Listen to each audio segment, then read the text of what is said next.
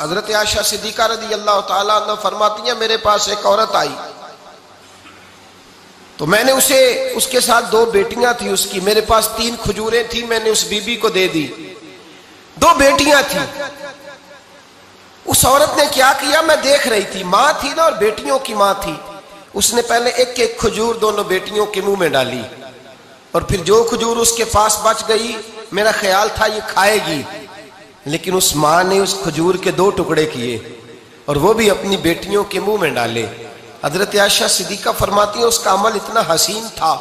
Us be be کے اس عمل کے اندر اتنا حسن تھا کہ میری آنکھوں میں بھی وہ بات رہ گئی، دل میں بھی رہ گئی، روح میں بھی سما گئی۔ اس کے حسن اور تاثیر کو میں بھلا نہ سکی، شام تک وہ کیفیات، وہ انداز، وہ اس عورت کا طرز، اس کا وہ انداز میری طبیعت کے اندر بار بار مجھے اس کی طرف متوجہ کرتا رہا۔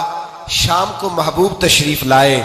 نبی کریم صلی اللہ علیہ وسلم شام کو جب تشریف لائے تو حبیب پاک علیہ السلام کو میں نے بتلایا، میں نے کہا حضور بی بی آئی تھی،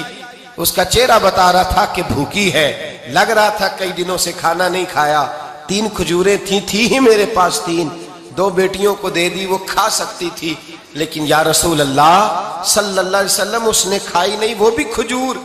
2 ٹکڑے کر کے بیٹیوں میں بانٹ دی ہے۔ حضرت عائشہ کہتی ہے دیر تک حضور میری بات کو سنتے رہے، دیر تک میری طرف دیکھتے رہے، اس تصور کو، بیٹی کے پیار کے اس ذائقے دیر تک محبوب محسوس کرتے رہے، اور پھر فرمایا عائشہ جو دنیا میں بیٹیوں کی وجہ سے آزمایا جائے گا، جب قیامت کا دن آئے گا تو رب اس سے حساب نہیں لے گا، بے حساب ہی جنت میں داخل فرما دے گا۔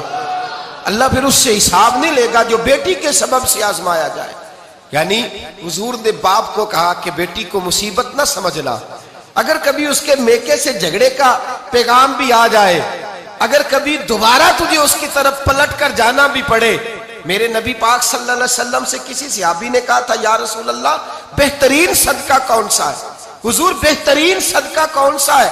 وہ میرا مال جو اللہ کے راستے میں خیرات کروں تو رب مجھے زیادہ اجر عطا کرے، وہ کون سا ہے؟ تو میرے نبی پاک نے فرمایا اگر تیری بیٹی واپس لوٹ آئی،